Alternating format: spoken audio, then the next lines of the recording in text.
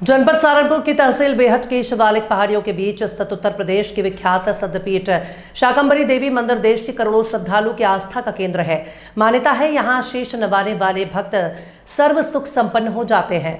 शाकंभरी देवी का उल्लेख मार्कंडेय पुराण, दुर्गा सप्तशती, पद्म पुराण, कनक धारा स्त्रोत आदि में मिलता है।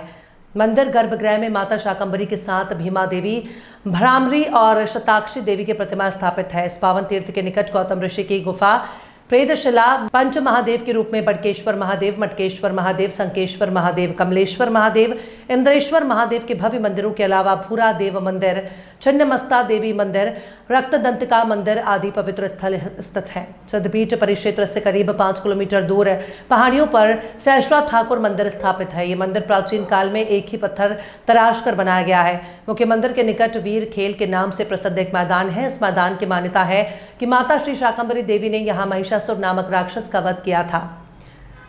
शाक से देवताओं की भूख मिटाकर कहलाई मां शाकंभरी। मां भगवती का नाम शाकंभरी देवी प्रचलित होने के बारे में मान्यता है कि प्राचीन काल में दुर्गम नामक दैत्य ने ब्रह्मा जी की घोर तपस्या कर वरदान में चारों वेद मांग लिए थे। दैत्यों के हाथों चारों वेद लगने से सभी वैदिक क्रियाएं लुप्त हो गई थी। परिणाम स्वरूप 100 वर्षों तक वर्षा नहीं होने के कारण अकाल की स्थिति बन गई थी। चारों ओर त्राही त्राही मच गई। देवताओं ने शिवालिक पर्वत संख्या के प्रथम शिखा पर मां जगदम्बा की घोर तपस्या की। देवताओं की करुण पुकार सुनकर करुणामयी मां भगवती देवताओं के समक्ष प्रकट हुई। इस पर मां जगदम्बा ने अपने सतनेत्रों से 9 दिन तक अश्रुवृष्टि की। इससे सुखी धरा लुप्त हो गई। सभी सागर और नदियां जल से भर गईं। तभी से नवरात्रों की पूजा का प्रावधान माना गया है और मां जगदम्बा को शताक्षी कहा जाने लगा। आपका नाम? नमस्कार, मेरा नाम मनीष भट्ट है। देखिए, पहला नवरात्र शुरू है जी और जी। कैसे मान्यता माँ के दर्शन होते हैं, किस तरह से है? इस नवरात्रों में जो है, जब ये बाबा भरादेव का जो मंदिर है, ये जो है माता के द्वारपाल है, माँ शाकंभरी मैया के भैरव का स्वरूप है ये। तो ये मान्यता है कि ये माता का वरदान है इनको कि जो सबसे पहले जो इनसे आज्ञा लेते हैं फिर माता के दर्शन के लिए जाते हैं।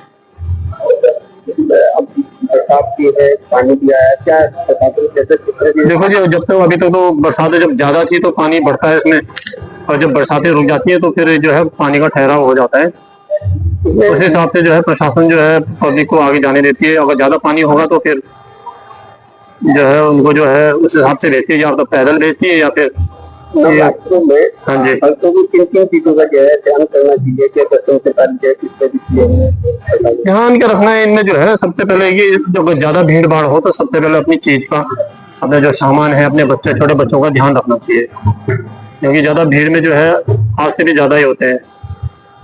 और तो ज्यादा उसमें क्या बोलते हैं, जैसे यहाँ से जो है यात्रा निकलती है तो पैदल जाते हैं लोग, कभी जब पानी कम होता है तो फिर अब गाड़ियों से चले जाते हैं। बड़े देश के दर्शन में जो प्रसाद चढ़ता है वो प्रसाद के रूप में आप कुछ भी लेके आ सकते हैं। ऐसा नहीं है कि श्रद्धा से जो भी आदमी चढ़ाता है वो प्रसाद ही बनता है। वैसे यहाँ पे तो क्या बोलते हैं, मीठा दाना होता है सफेद रंग का, वही चढ़ता है।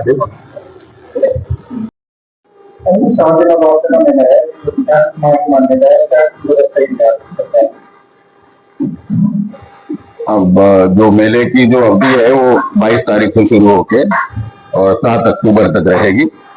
और ये प्रतिवर्ष यहाँ पर शारदीय नवरात्रों में यहाँ पर ये मेला लगता है, बड़ा भव्य मेला लगता है और बहुत भारी संख्या में पूरे देश से यहाँ पर श्रद्धालु लोग आते हैं। मंदिर की जो सारी व्यवस्था है वो हमारा परिवार ही देखता है और मंदिर की बाहर की जो व्यवस्था है वो जिला प्रशासन देखता है। यहाँ मिलजुल कर हम दोनों जो है उसको अच्छा स्वरूप देने का हम प्रयास करते हैं और सबसे बड़ी बात यह है कि शांतिपूर्वक मेला हो जाए, यही सबका प्रयास है। और जैसे आपकी बार अतिवृष्टि के कारण जो सभी जगह यहाँ भी और जगह भी बहुत नुकसान हुआ है,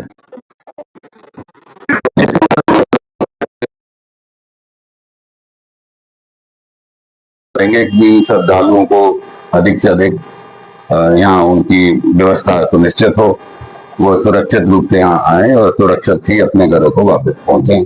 ऐसी हमारी कामना रहेगी इसमें। और